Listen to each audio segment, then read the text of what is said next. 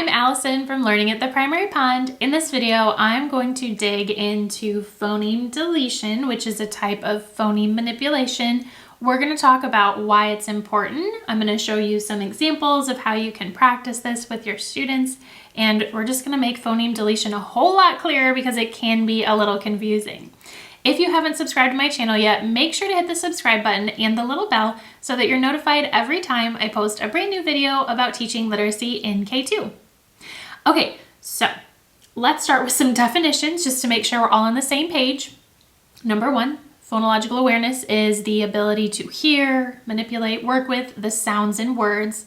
It includes things like rhyming, clapping the syllables in a word, phoneme awareness, phonemic awareness, meaning the individual sounds in words. And one type of phonemic awareness, so many subcategories, is phoneme manipulation. And phoneme manipulation is like considered to be the hardest type of phonemic awareness skill and phonological awareness skill as a whole. So this is some challenging stuff. But the beautiful thing is that when your kids practice, and it does take time to master, but when they have lots of opportunities to practice, this really helps support their decoding abilities, their spelling abilities. So this type of practice, even if it might seem a little confusing at first to them or even to you, it is going to pay off with their literacy. So hard, but well worth it. Now, I was talking about phoneme manipulation. Manipulation just means, of course, to like move things around and change things, right? And within that phoneme manipulation category, there are three types of it. So number one, we can do phoneme addition, where we are adding a phoneme, adding a sound. Number two, we can do phoneme deletion, which is what we're going to focus on today, which is, of course, removing a sound. And then number three, we can do phoneme substitution, which is taking a sound in the word and like switching it out for a different sound. So in different videos, I'm going to be sharing about each one of these things. At the time that I'm recording this, I believe I already did phoneme addition. So now we are on to phoneme deletion. Depending when you're watching this, phoneme substitution may be out. So make sure to check the YouTube channel, the Learning at the Primary Pond YouTube channel for that. But for today, we're really just going to focus on phoneme deletion. So I threw a lot of terms at you, right? If you have done different types of phoneme manipulation before, maybe like you've had kids add a phoneme or switch out a sound, substitute a phoneme, but you didn't actually know that there were three types, just type 3 in the comments below so that other teachers know that they are not alone.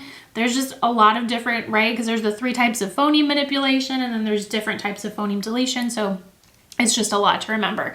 So again, if you've only done maybe 1 or 2 types of phoneme manipulation before or with your students, but didn't know there were 3 types or haven't done all 3 types, just type the number 3 in the comments. Okay, so let's dig in. One type of phoneme deletion is to delete an initial phoneme. So initial means the first sound, right? Or initial phoneme means the first sound. I have written some examples here, but I just want to make sure that we're clear that I only wrote these examples for our conversation to make it clearer to you. When you're actually doing this stuff with your kids, you're just doing it with listening and speaking. So again, even though I wrote this down, you would not be writing this on the board for them.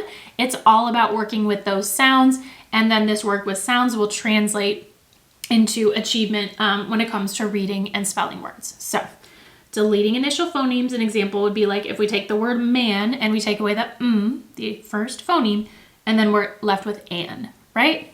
So let's talk about what this might sound like if you're working with students in the classroom, because you want to make sure that you're clear in your language. Otherwise, a difficult skill becomes even more difficult if they're confused further.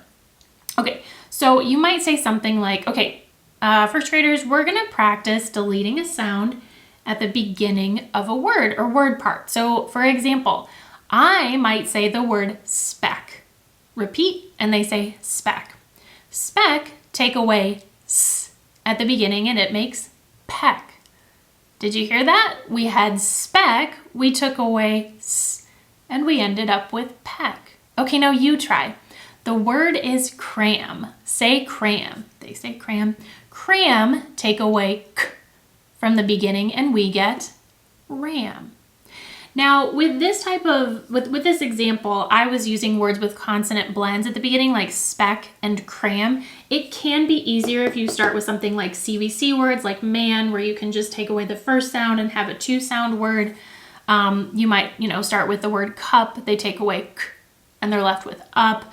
So those examples that I was giving were a little bit more challenging, but my main purpose was to give you the language, right? We had, for example, we said the word is cram. They said the word cram. Cram, take away k at the beginning, and we get ram. So that's the kind of language you might use with your kiddos when you're working on deleting initial phonemes. Okay, let's move on to deleting final phonemes. So an example of this would be if we have the word cord and we take away the d, we end up with core. Now we see from this example there's a silent E in there, right? Just because you're taking away one sound in a word, it doesn't mean that you're literally just taking away the letter, because that's not how we spell core. But again, letters aren't coming into play here. I wrote this example for you and me to talk about more easily, but our kids, they wouldn't even be worrying about the spellings because we're just doing this through listening and speaking. Okay, so let's do final phonemes. Again, I'm going to give you some examples of the language you might use with your students. Okay, first graders, let's play a game where we take away sounds at the end of words. So for example, if I tell you the word cart, you say cart, they say cart. Cart, take away t at the end, and it makes car. Did you hear that? First we had cart, then we took away the t, and we ended up with car. Okay, now it's your turn. The word is pant. Repeat, they say pant.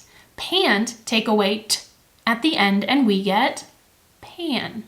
Okay, so that's deleting the final phoneme. And then last but not least, this one is really hard. I only do this, by the way, after my kids have demonstrated some level of mastery with these two skills. And this is also good after kids have had some experience working with consonant blends. So this is not like their first type of phoneme deletion and you want them to have worked with blends before. So in this example, we are going to delete the second phoneme from a blend. For example, if we had the word snake and we took away the n, then we'd end up with sake, right? This is the one that we took away. Okay, so the language could sound something like this. Okay, first graders, let's play a game. We're gonna delete the second sound after the first sound we hear in a word. This is tricky, but I know you can do it. So let's say I have the word slide. Say slide. They say slide. Slide, take away after s, and we get side. You could also make that even more concise and just say slide, take away and we get side, right? So again, this is tricky. It's gonna take some practice. Okay, now you try it, first graders. The word is blend. Say blend. They say blend.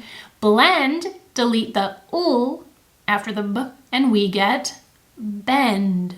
Okay, so again, this is going to take a lot of time and practice. You might have to model more than once. I always have to model more than once. You can expect that they're going to have some difficulty.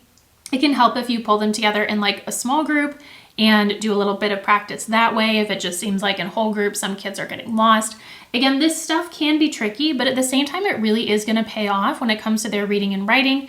Phonemic awareness, like ability in phonemic awareness, is closely tied to reading success. So these games can be fun too, right? Like it's good for their reading, but they can be fun once the kids catch on. Just be patient with them and yourself. It is going to take some time.